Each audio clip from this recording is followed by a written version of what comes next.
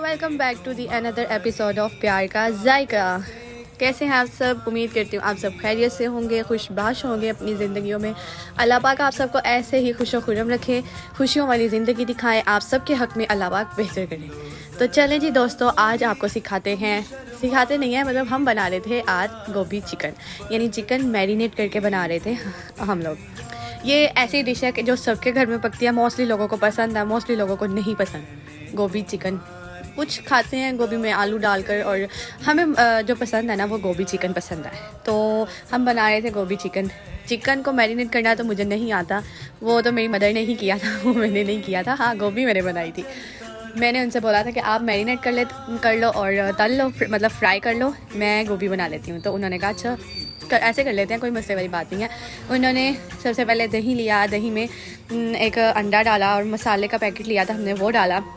डालने के बाद उसमें चिकन को कट वगैरह लगा कर उसको अच्छी तरह दही को मिक्स करके मसाले को उसके अंदर भी फिलिंग की और उसको मैरिनेट होने के लिए छोड़ दिया। हाँ, अब यहाँ पे सब ये कहेंगे कि बाजी इतना ज़्यादा चिकन, देखिए हम खाने वाले ही 2 से 3 हैं, तो हमने उस हिसाब से बनाया था, ठीक है। तो हमने पहले इसको मैरिनेट होने के लिए रख दिया।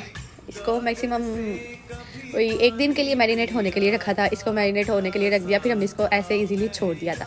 बाकी हमने फिर उस दिन अपने सारे काम किए, सफाइयाँ की, और फिर आपको पता घर के बहुत सारे काम होते हैं, वो सारे काम किए। फिर वो जब सारे काम ख़त्म हो गए तो फिर हमने नेक्स्ट डे इसको पकाने की तैयारी की, क्योंकि अब जाहिर सी बात है वो मैरिनेट करके रखा हुआ था, तो दिल चाह रहा था। किसी किसी की ये डिश फेवरेट होती है, जैसे कि हमें ये डिश बहुत पसंद है, मुझे तो एक्स्ट्रा ही पसंद है ना गोभी के अंदर चिकन डालकर खाना।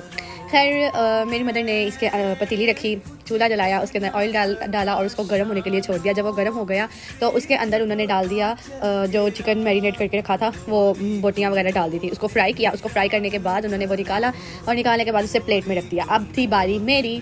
चले जी, तो बारी मेरी थी, तो जाहिर सी बात है अब मैंने बनानी थी गोभी। तो मैंने उसके लिए सबसे पहले प्याज काटा, जितना हस्बे ज़ायका हस्बे ज़रूरत जिसको जितनी ज़रूरत होती है वो उतना ही काटता है। अब मुझे जो सालन है उसमें मसाला ज़्यादा पसंद है, इसलिए कुछ लोग ज़्यादा पसंद करते हैं, कुछ कम पसंद करते हैं। हम ज़्यादा पसंद करते हैं, वही तो हमने ज़्यादा ही डाला। हमने प्याज उसको कटिंग किया, प्याज को कटिंग करने के बाद ऑयल गर्म होने के लिए रख दिया। जब ऑयल गर्म हो गया तो उसके अंदर प्याज को फ्राई किया, और फिर प्याज जब ब्राउन हो गया तो उसके अंदर लहसुन अदरक का पेस्ट डाल दिया। लहसुन अदरक का पेस्ट डालने के बाद उसको भी अच्छी तरह से उसकी भुनाई की, उसे फ्राई किया अच्छी तरह से।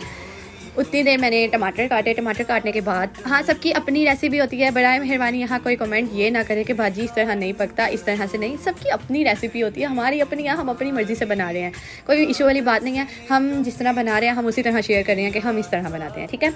अब मैंने टमाटर काटने के बाद टमाटर भी डाल दिया, और टमाटर डालने के बाद मैंने उसके अंदर मसाले वगैरह डाले, उसको अच्छी तरह से भुनाई किया, और मैंने वो मसाला डाला था, वो जो चिकन को मैरिनेट करने वाला मसाला था, वो वाला मसाला भी डाल दिया दही समेत, और उसकी अच्छी तरह से भुनाई कर दी। भुनाई करने के बाद मैंने इसके अंदर वो जो मैरिनेट किया हुआ फ्राई चिकन था वो डाल दिया, और डालने के बाद साथ ही मैंने गोभी भी डाल दी और थोड़ा सा पानी डाल दिया। अब मैंने उसको पकने के लिए रख दिया, और जाहिर सी बात है अब गोभी खाली तो खानी नहीं थी, उसको रोटी के साथ खाना था।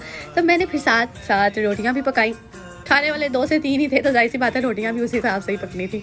अच्छा, दुनिया में ना सबसे मुश्किल टास्क होता है गोल रोटी बनाना। गोल रोटी नहीं बनती है भाई, मुझसे तो बिल्कुल नहीं बनती है। हाँ, ट्राई करती हूँ कि गोल बन जाए, पर वही the most difficult task in the world. बहुत मुश्किल है कि गोल रोटी बन जाए। है कोई बात नहीं, पेट में ही जानी होती है। अच्छा, जब भूख लगी हो ना तब टेढ़ी मेरी रोटी भी खाई जाती है। जब भूख ना लगी हो तो दिल करता है कि बस गोल रोटी चाहिए। वो बस होता है ना कि बहाने होते हैं कि भाई ये रोटी नहीं खानी, गोल रोटी दो। तो खैर बातों की बात, रोटियाँ पकाई, गोल नहीं बनी, हाँ इधर उधर का नक्शा बन गया, कोई मसले वाली बात नहीं है। तो हमने रोटी बनाई, रोटी बनाते साथ साथ मैंने हांडी भी चेक की कि कहीं माशाल्लाह से नीचे जल ना जाए इतनी खूबसूरत बना रही तो नीचे ना लग जाए। खैर वो सालन वगैरह चेक किया, साथ साथ मैं रोटियाँ पकाई। और ये छोटी सी जो रोटी है ना, ये मेरी बेटी की है।